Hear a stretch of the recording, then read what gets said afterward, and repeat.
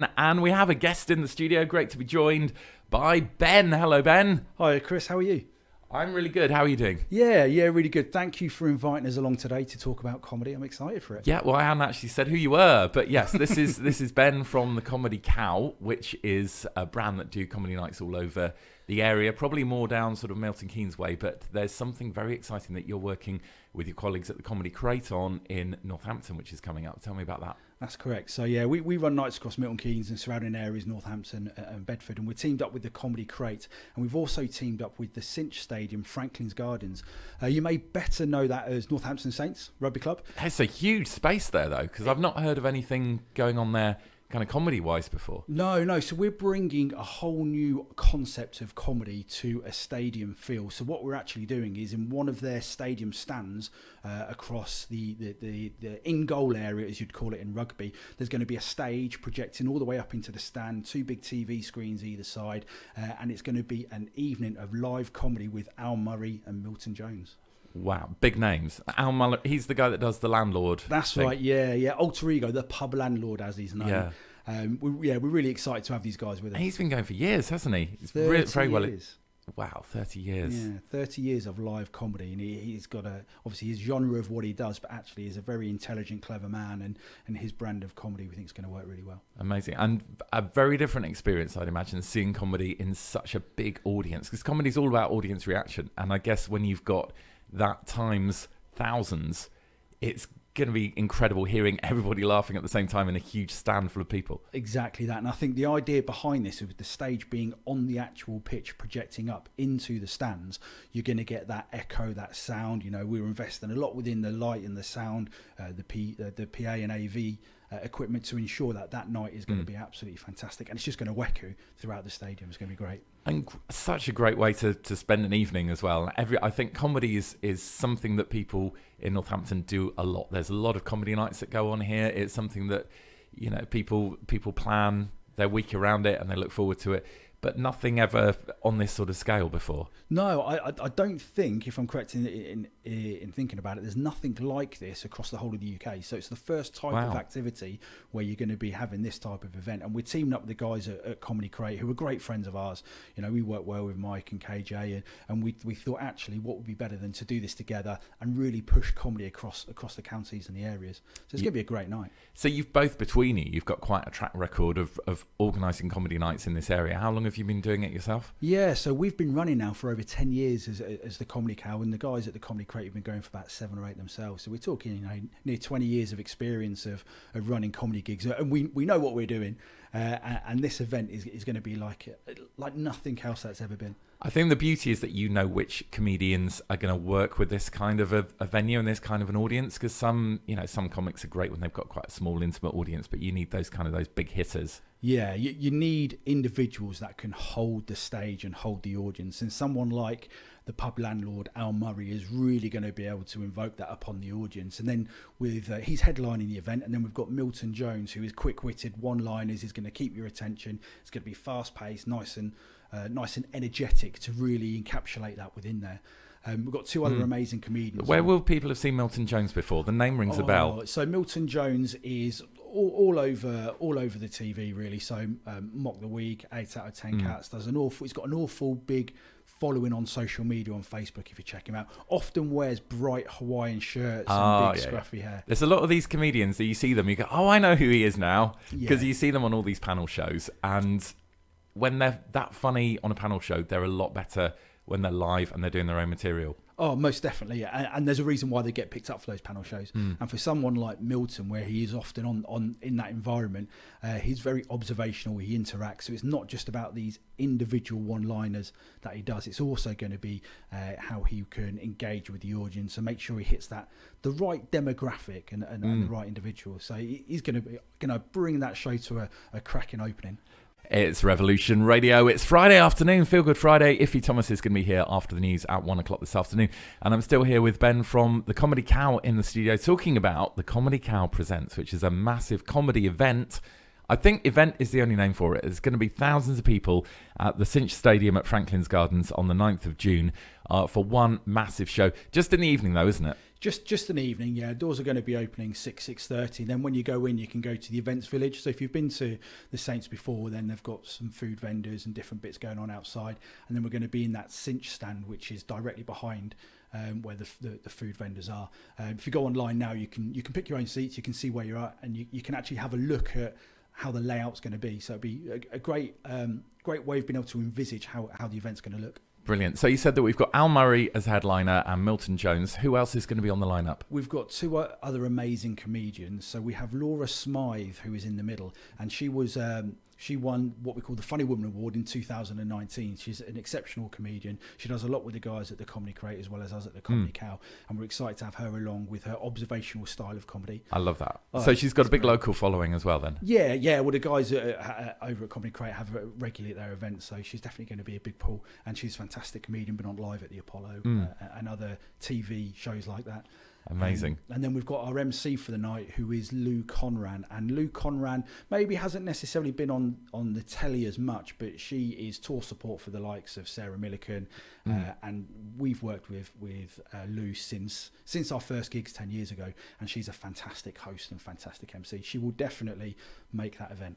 Fantastic. So you've actually got a 50-50 split of men and women, which is great. Yeah. And I think comedy's always been a bit ahead of the music business in terms of a bit more equality, I guess. And all we want to put on are the funniest people.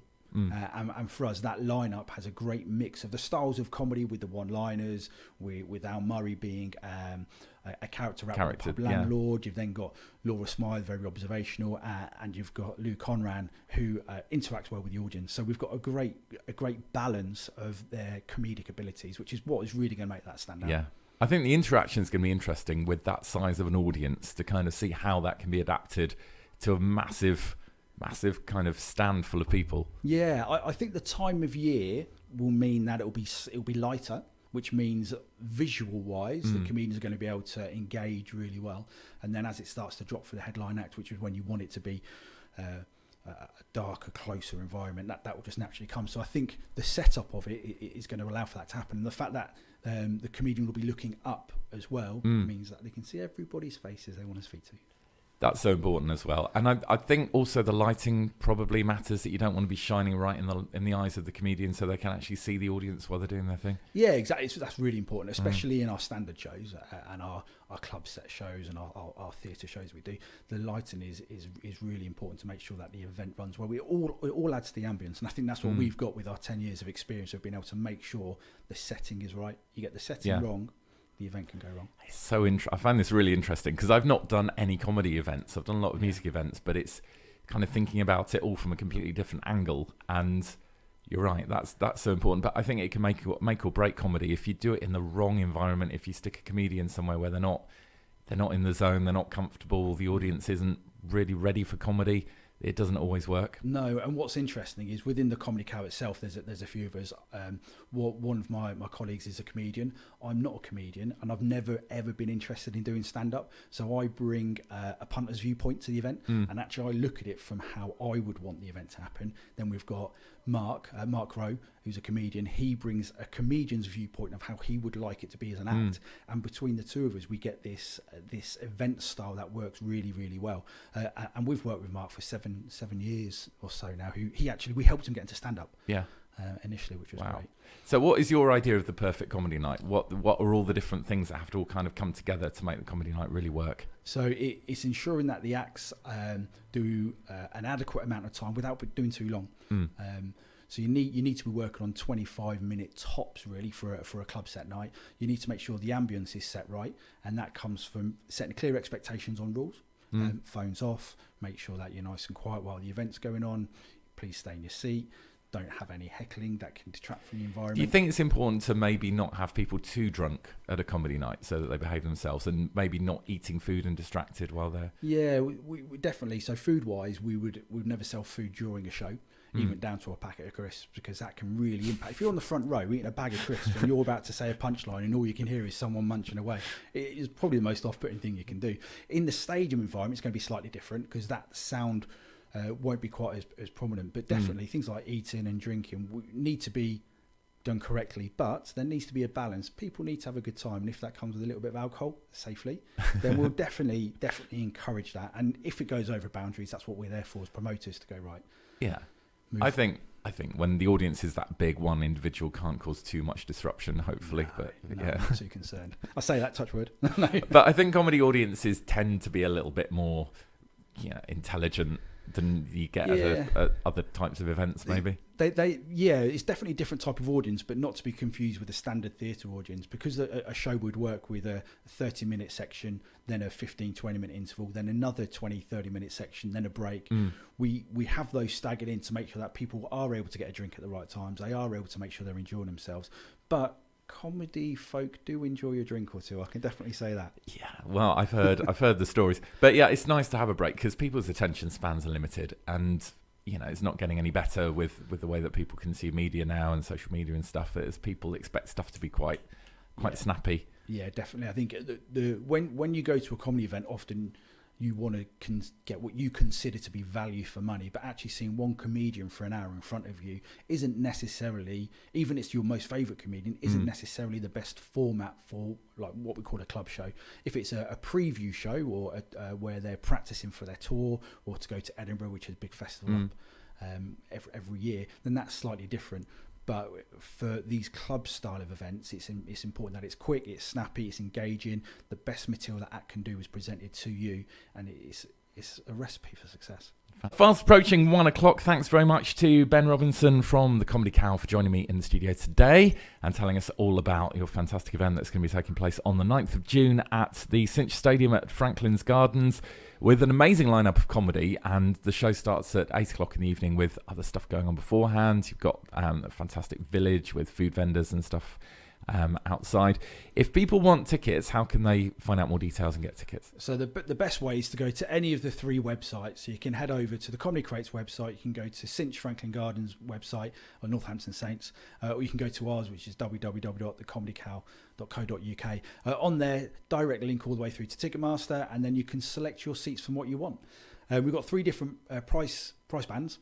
So prices start from £20 with a booking fee. That means you're nice and close, and really close to that stage. And then we appreciate different price brackets going from £20, £25 and £30. So £30 right at the front. It's not too bad. And are the prices going to go up as we get closer to the event? No, we'll keep the prices as they are. What you see is what's there and available. So if you actually click on the seats as well, you can see the view.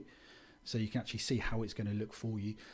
Just have a look at those websites, get yourself over to Ticketmaster, and choose the right seat for you. Can you work out on there where's the closest to the bar or the toilets so that you can plan your day? You can. And what we've noticed, actually, we've sold a fair bit of tickets so far, actually, and a lot of the seats, all the front's gone already across the whole area, and then the next row where you have some additional leg room and close to the bar exit seems to have been the quickest. It's like aeroplanes, isn't it? And you want to make sure you've got a nice seat and no screaming children. But I guess there's no kids coming. Over 18, so no kids there for you. You'll be able to enjoy a bit of peace and quiet. Lovely. It's usually my kids that are doing the screaming, so that's good. Thank you very much for coming in today, Ben, and we will catch up near the time. And good luck with everything. And thanks for coming into Revolution Radio today. Excellent, Chris. Thanks for having us on.